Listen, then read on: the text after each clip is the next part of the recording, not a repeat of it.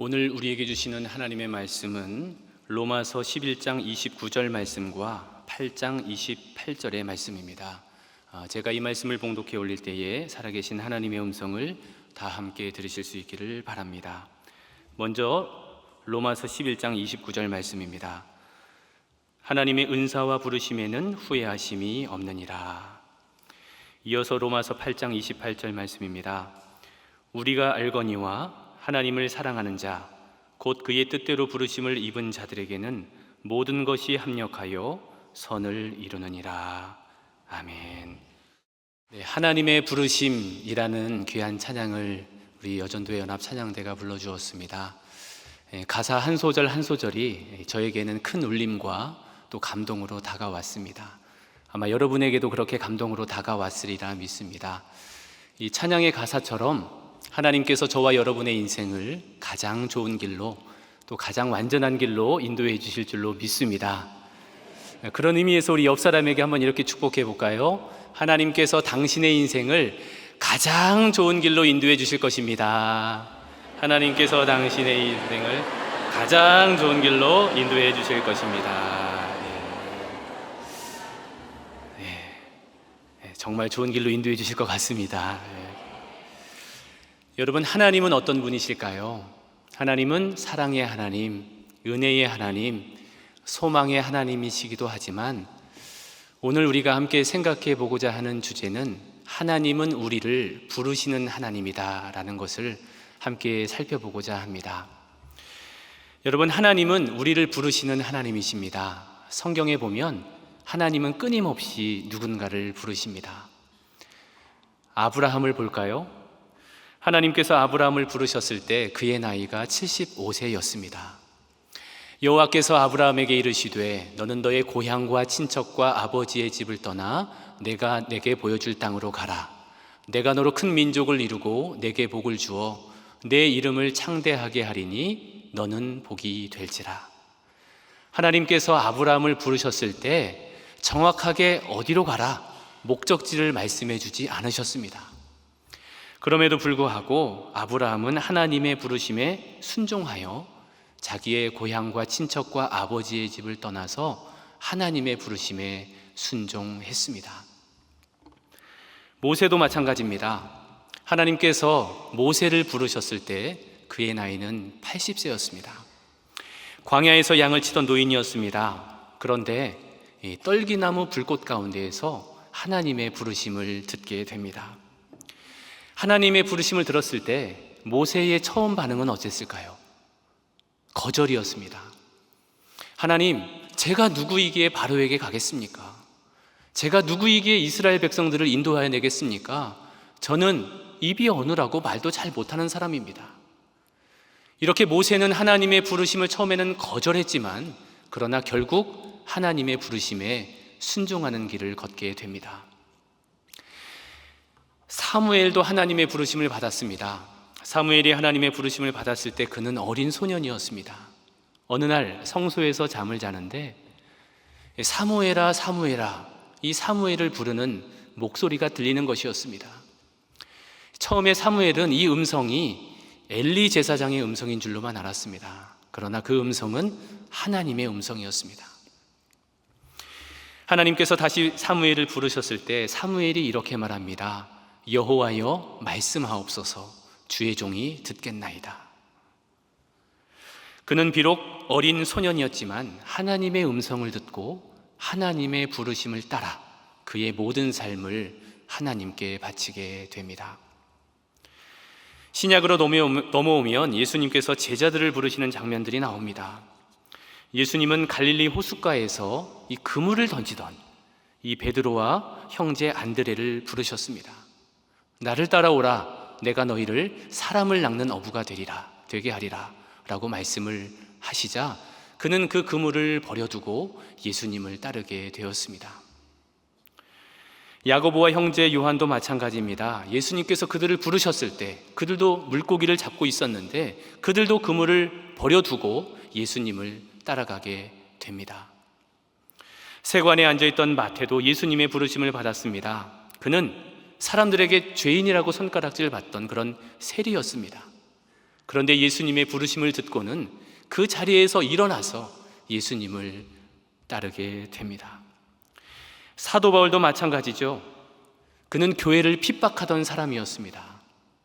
그러던 어느 날 그 교회 다니는 사람을 잡아 죽이기 위해서 다메섹으로 올라가는 길에 그는 예수님의 음성을 듣게 됩니다. 사울아 사울아 내가 어찌하여 나를 박해하느냐. 이 예수님의 말씀을 들은 이 사울의 삶은 완전히 바뀌게 돼요. 전에는 복음을 핍박하는 자였는데 이제는 복음을 전하는 자의 삶으로 그의 삶이 완전히 바뀌게 됩니다. 하나님께서는 그를 이방인의 사도로 불러주셨습니다. 여러분, 이 외에도 성경에는 정말 많은 하나님의 부르심 사건이 기록되어 있습니다.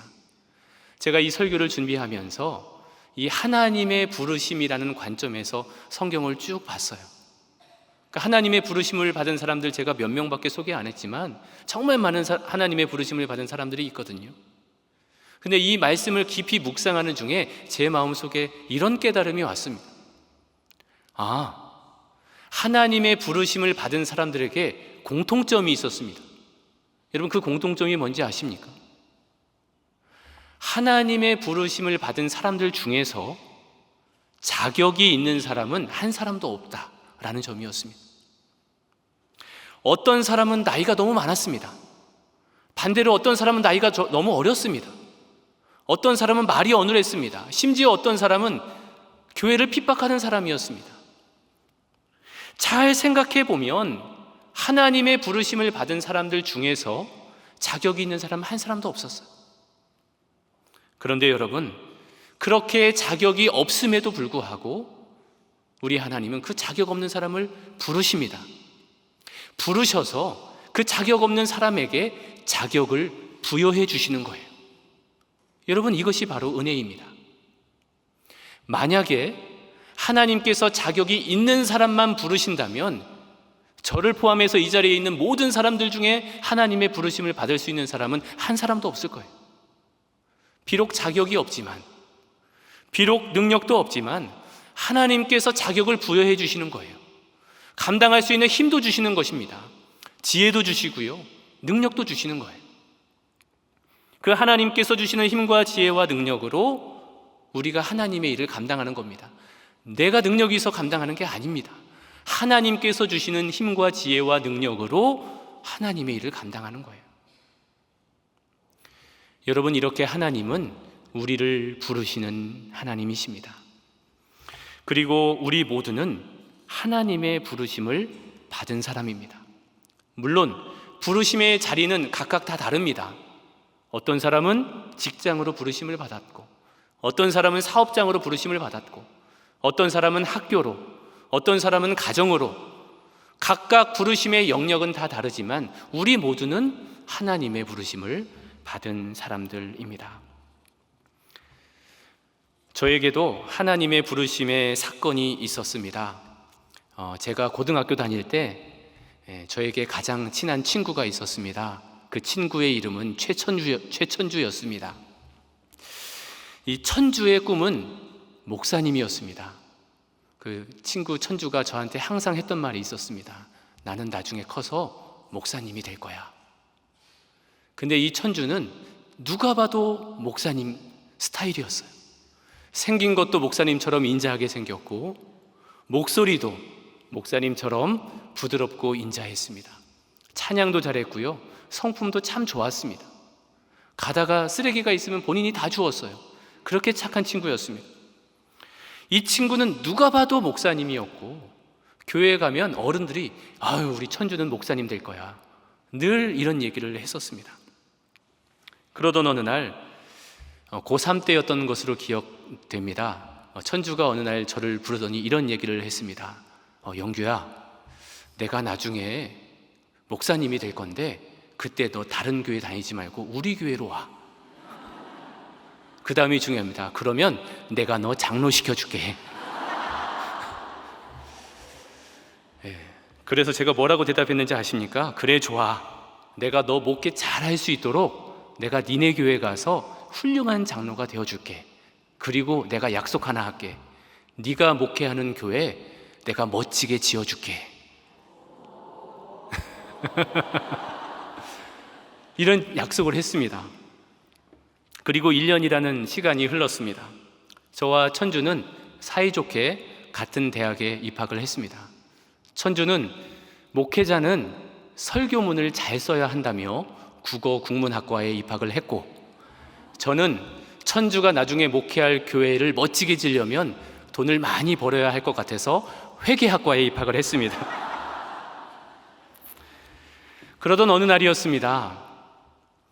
그 당시에 가장 인기 있던 찬양이 있었습니다. 그 당시가 1997년 8년 어간이었는데 가장 인기 있던 찬양이 뭐였냐면 나를 보내소서라는 제목의 찬양이었습니다. 여러분 아시죠? 주님 내가 여기 있사오니 나를 보내소서. 나의 맘 나의 몸 주께 드리오니 주 받으옵소서. 이 찬양 거의 매번 청년부 예배 때마다 정말 한 주도 빠지지 않고 이 찬양을 부르곤 했었습니다.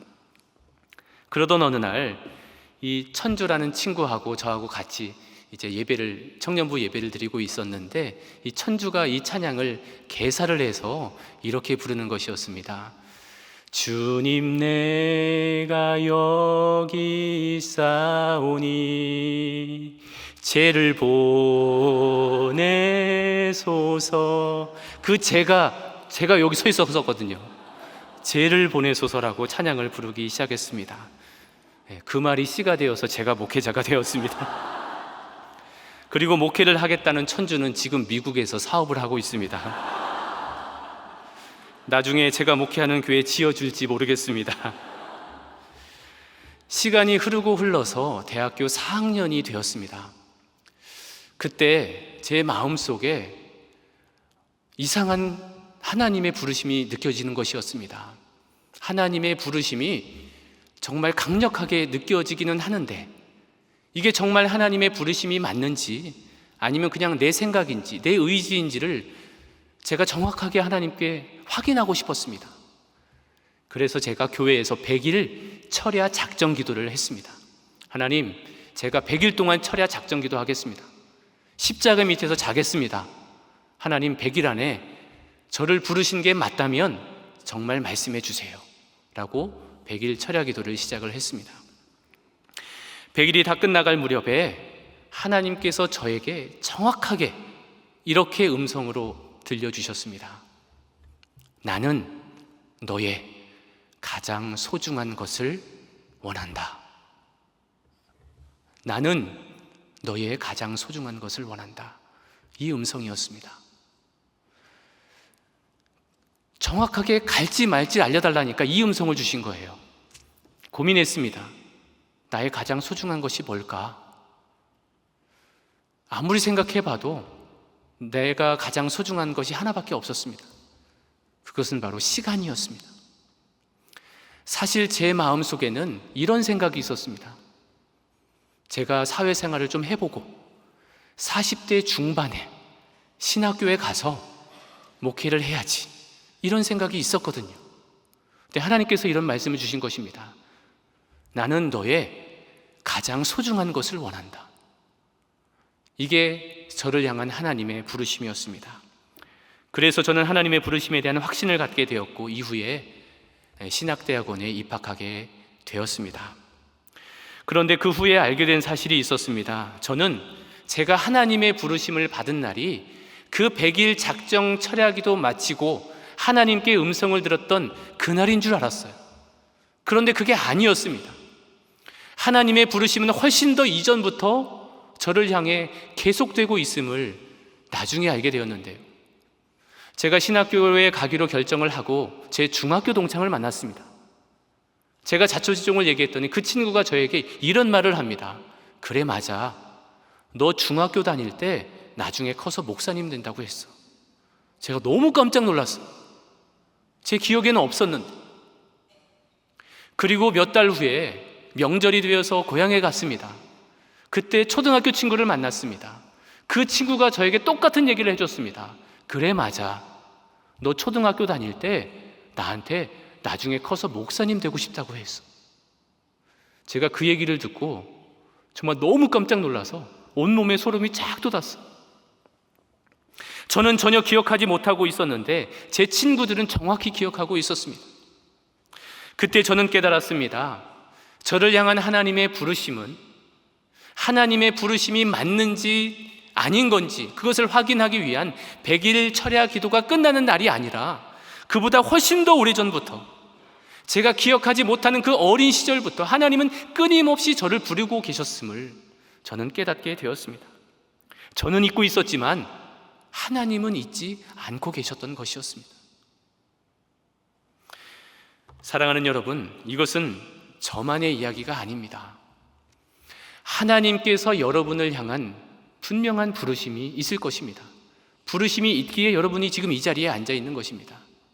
어쩌면 여러분이 지금 하나님의 부르심을 잊고 있을 수도 있습니다. 그러나 하나님은 잊지 않으십니다. 그렇다면 이 하나님의 부르심 앞에서 우리가 어떻게 살아가야 할까요? 첫 번째로 우리가 살펴볼 내용은 이것입니다. 하나님의 부르심에는 후회하심이 없습니다. 우리 다 같이 한번 읽어볼까요? 하나님의 부르심에는 후회하심이 없습니다. 오늘 본문 로마서 11장 29절은 이렇게 말씀하고 있습니다. 하나님의 은사와 부르심에는 후회하심이 없느니라. 여기 보시면 은사라는 단어가 나오죠. 여기서 말하는 이 은사는 우리가 흔히 말하는 방언의 은사, 예언의 은사, 신유의 은사 이런 은사가 아닙니다. 여기서 말하는 이 은사는 하나님께서 값없이 주시는 구원의 선물, 이것을 의미합니다. 우리가 어떤 공로가 있어서 얻은 것이 아니라 하나님의 은혜로 받은 것이기 때문에 하나님은 그것을 도로 거두어 가지 않으신다라는 뜻이 있습니다. 그리고 이어서 부르심이라는 단어가 나오죠. 이 부르심이라는 단어는 헬라어로 클레시스라는 단어가 있습니다. 이 단어는 어떤 사람의 이름을 불러서 초청한다라는 뜻이 있습니다. 하나님께서 그 사람의 이름을 아시고 초청한다는 거예요.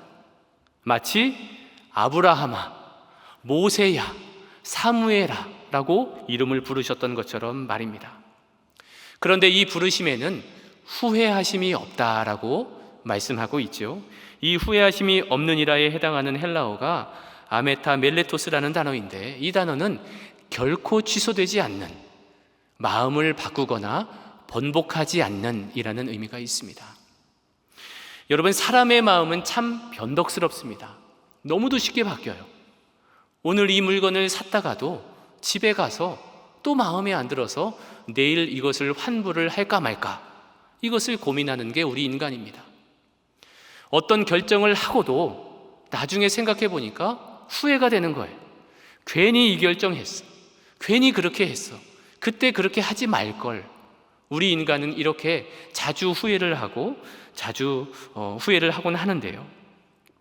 그런데 우리 하나님은 결코 후회하심이 없습니다. 민수기 23장 19절은 이렇게 말씀하고 있습니다.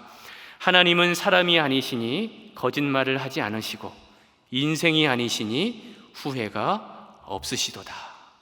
하나님은 후회가 없으신 분이십니다. 여러분, 여기에 우리의 소망이 있습니다. 우리의 부르심은 우리의 공로 위에 있는 게 아니에요. 우리의 부르심은 하나님의 약속 위에 서 있는 것입니다.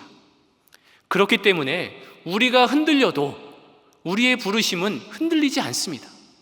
우리가 넘어져도 하나님의 부르심은 취소되는 게 아니에요.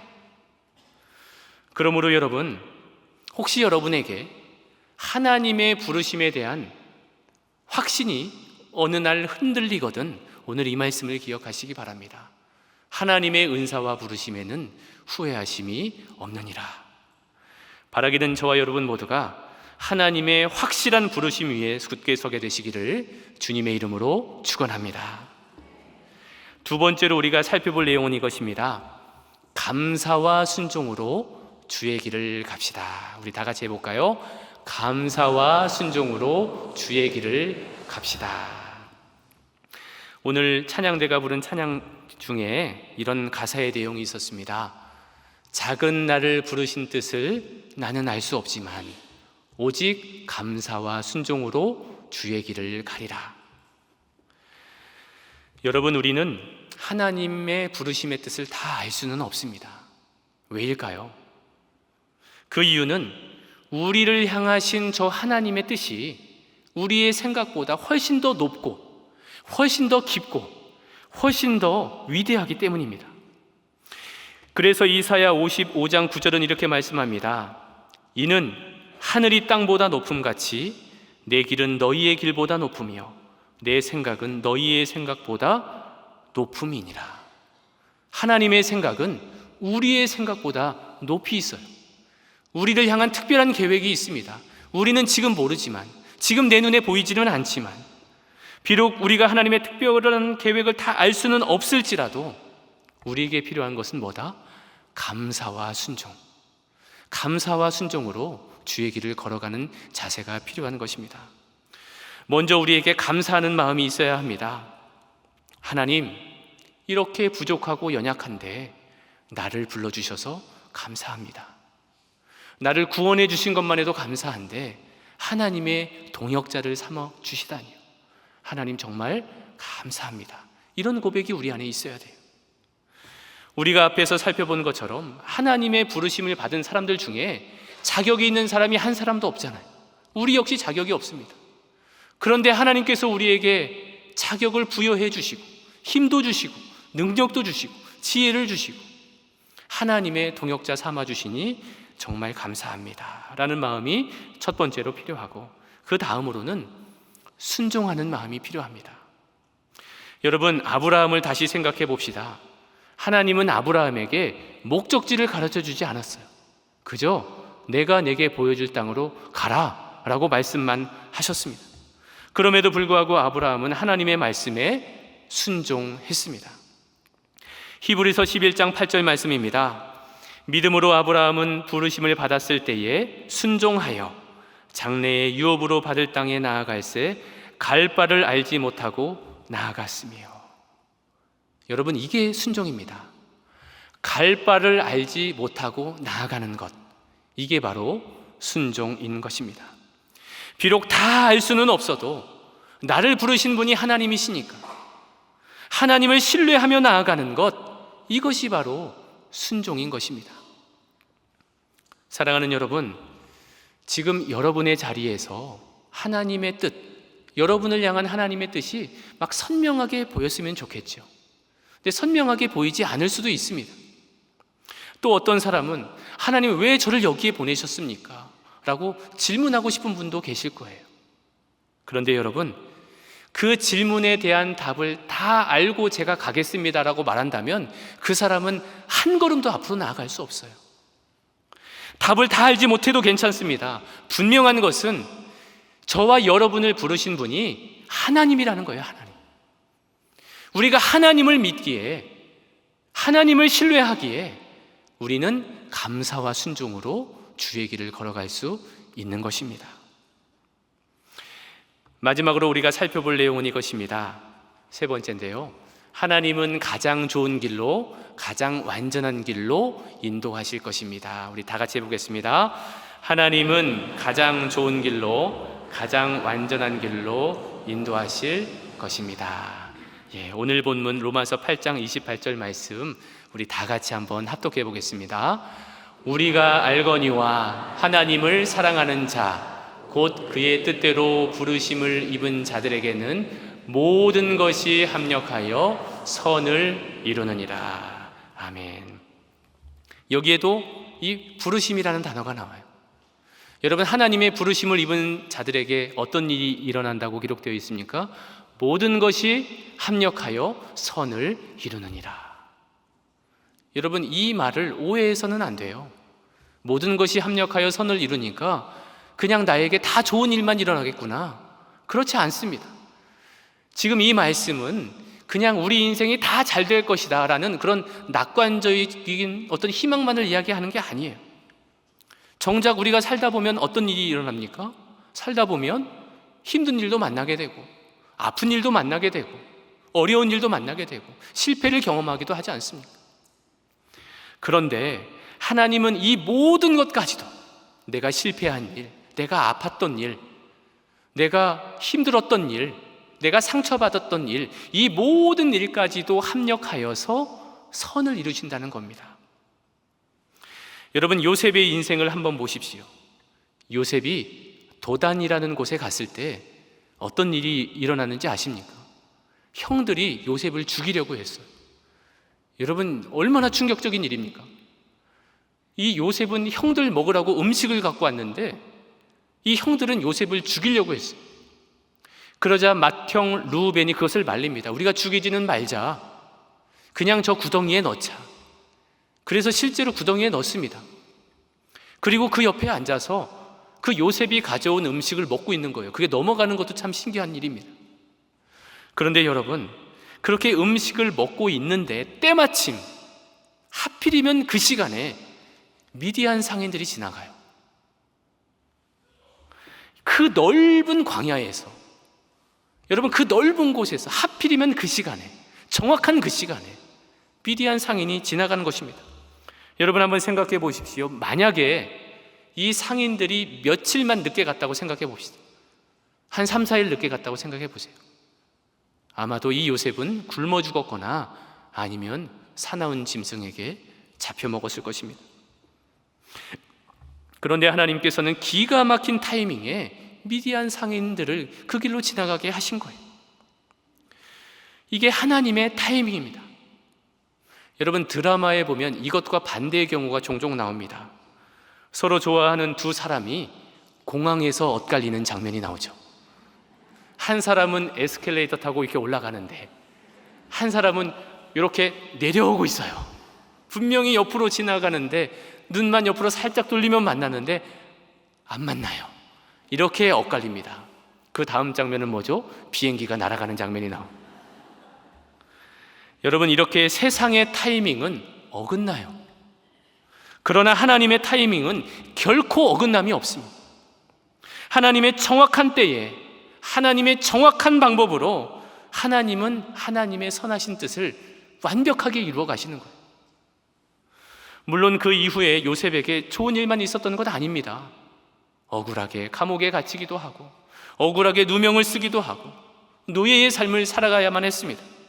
그러나 세월이 흐르고 흘러서 이 요셉이 애굽의 총리가 되잖아요. 나중에 총리가 됐을 때 형들을 불러옵니다. 그 형들에게 하고 싶었던 말이 얼마나 많을까요? 그때 했던 말, 창세기 50장 20절에 이렇게 기록되어 있습니다. 당신들은 나를 해하려 하였으나 하나님은 그것을 선으로 바꾸사 오늘과 같이 많은 백성의 생명을 구원하게 하시려 하셨나니. 자신의 인생에 이렇게 어려움도 많고 힘든 일도 많이 있었지만, 그러나 하나님께서 자신의 인생을, 요셉 자신의 인생을 가장 좋은 길로, 가장 완전한 길로, 가장 선한 길로 인도해 주셨다고 요셉은 지금 고백하고 있는 것입니다. 사랑하는 여러분, 하나님은 누구신가? 하나님은 우리를 부르시는 하나님이십니다. 하나님의 부르심은 결코 취소됨이 없습니다.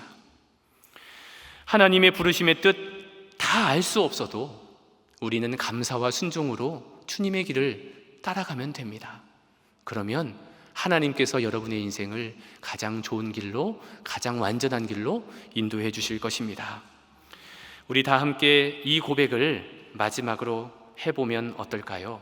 우리 다 같이 우리 한 목소리로 함께 이 고백을 하나님께 올려드립시다. 가장 좋은 길로, 가장 완전한 길로 오늘도 날 이끄심을 믿습니다. 다시 한번 할 때는 우리 가슴에 손을 얹고 한번 해봅시다. 시작. 가장 좋은 길로, 가장 완전한 길로 오늘도 날 이끄심을 믿습니다. 아멘.